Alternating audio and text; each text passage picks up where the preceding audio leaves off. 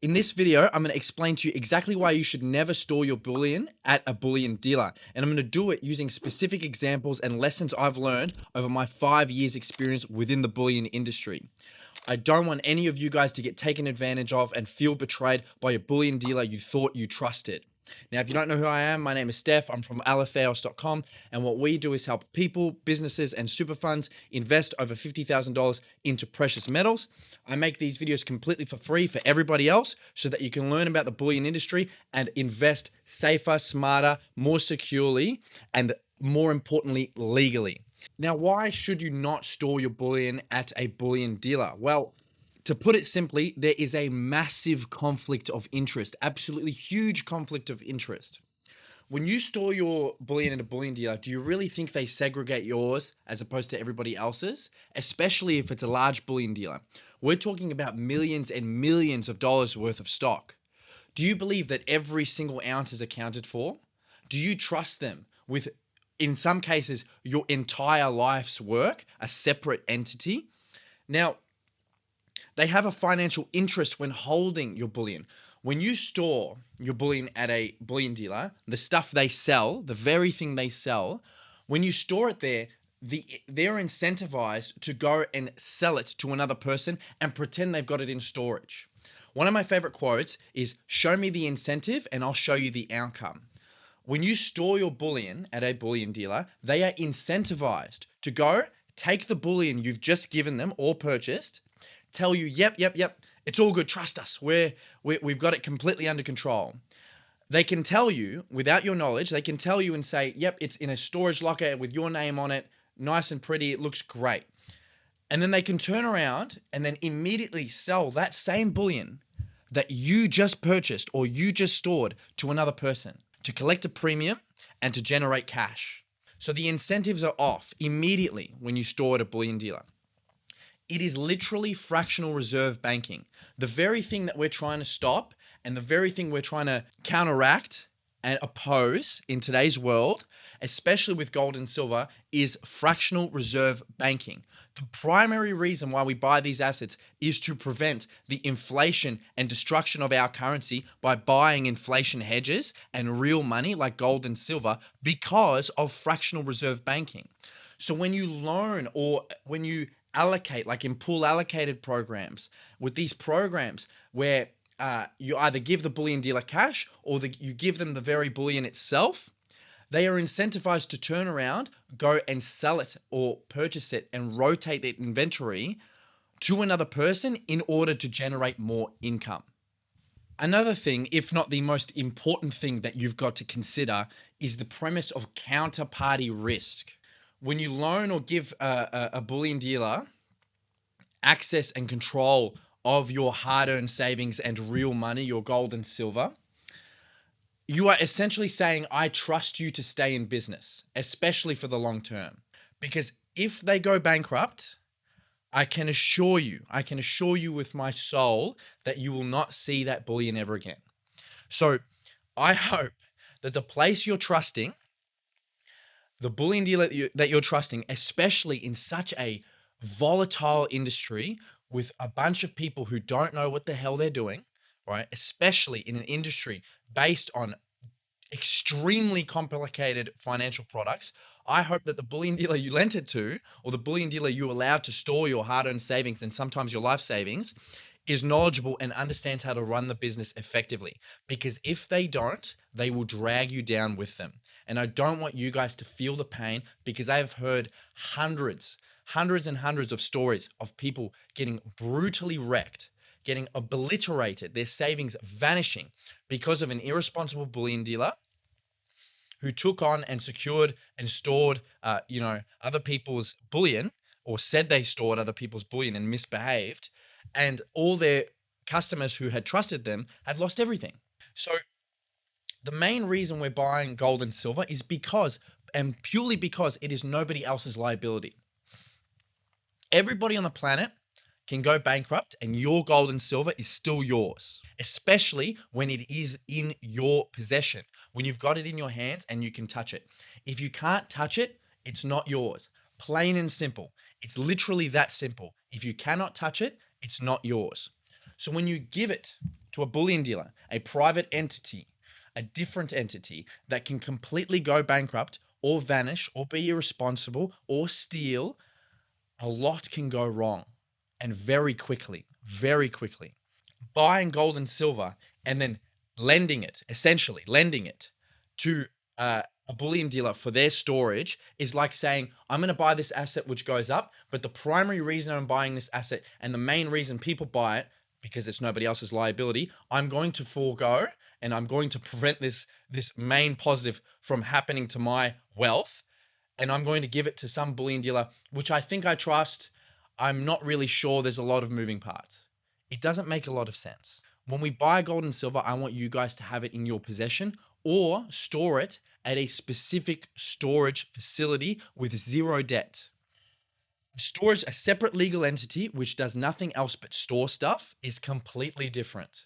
Storage businesses are high cost initially, but the costs to run storage businesses are extremely low. It essentially makes their risk tremendously lower than a bullion dealer who's exposed to price and requires revenue to stay in business.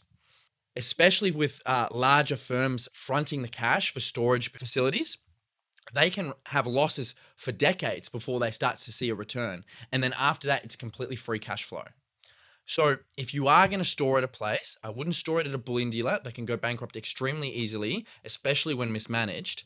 I would prefer, if you require storage, to store it at a separate legal entity. That's why I'm partnered with both a bullion dealer as well as the Melbourne Vault, which is a separate legal entity that specializes solely in storage. They do not have any other products to sell except for storage. So when factoring, whether to lend your bullion, essentially lend your bullion and allow them to store it for you, please consider the counterparty risk so that you don't have the wrong expectations, because if they go bankrupt, you will never see that bullion again. Okay, so we've spoken about why it's probably not a great idea to store at a bullion dealer. How can you evaluate and identify if a bullion dealer is a bit more shady than others? And how can you determine whether one bullion dealer storage program is better than others if you'd prefer to still store at a bullion dealer? One of the main giveaways or tells of a shady practice or shady practices that go on within bullion dealing, especially with storage, is a lack of transparency. If the bullion dealer that you're going to store your metals at has a very cloudy understanding, or you've got a very cloudy picture of how the process works, there's no specific invoices, there's no legitimate documentation, it's all hearsay, there's no written and signed documents, I would probably not recommend storing there. I can assure you it does happen and it has happened. But if you can't request immediate stock takes, immediate market, third party verification and audits, if you can't request these things, then it's probably not a good idea to store your life savings there. It sounds a lot more common sense than you think, but people do it. When you're evaluating a bullion dealer, if you still are going to decide to store at a bullion dealer or even any storage program at all, regardless if it's with a bullion dealer or with, say, for the Melbourne Vault, which you can actually visit and go down and have an appointment with and see the lockets, or another storage solution, you might want to check it. You might want to vet it. You would want it in writing. You would want to allow third-party auditing, all that good stuff.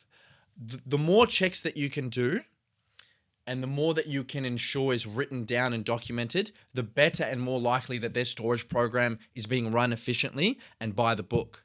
You want to make sure, especially with pooled allocated accounts and different products like that, which lump your ounces of gold and kilos of silver together with other products, I would probably steer clear of those because it's very difficult to audit. I can assure you stock goes missing all the time, especially in poorly run bullion dealers. So you want to ensure that probably it'd be a good idea to have your own separate locker at least, especially at a vaulting solution that solely focuses on vaulting. Another thing to consider is legal gray areas. So please ensure and read the fine print, because a lot of storage solutions out there in the fine print states that when you store with them, they are not your products anymore. You're a custodian. So they are now the legal owners of that product. They just owe it to you.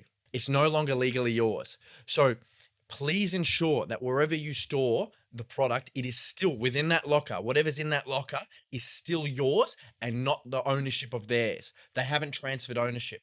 There's a very big difference, especially legally, between, say, storing in a place where the transfer of ownership occurs and now they owe you the product versus you go store, like at the Melbourne Vault, which I'm partnered with, you go store and everything in that locker is yours regardless of what happens. If the Melbourne Vault goes bankrupt, which it never will because it's got zero debt, if the Melbourne Vault goes bankrupt, it's still your bullion. Everything inside that locker is still yours. So please ensure that there is a immense amount of transparency, especially when it comes to ownership and pooled accounts. Why, by pooled, I mean where bullion is all stored together with everybody else's. Another telltale sign of an improperly run storage program, especially within bullion dealers, is limited access. Say you've got a super fund, you've bought precious metals with that super fund and you've stored it at a bullion dealer, and you request to go visit and look at the physical product, especially if they have claimed that it's a physical storage with your own locker and all that kind of stuff, if they make it extremely difficult to go and have a viewing and limit your access as much as possible, then it is likely that they are misbehaving and that storage program is not as secure as you had thought. You want to select a place where it is very easy to store and book, to view personally, or to audit personally if you'd like, as opposed, and especially if they're busy, even if it's a couple of weeks in advance, purely because they're extremely busy, as opposed to a facility which consistently and constantly chooses to reschedule and push the date further because they're probably going to try and source the product before you get there if they don't have it. Now, that's worst case scenario.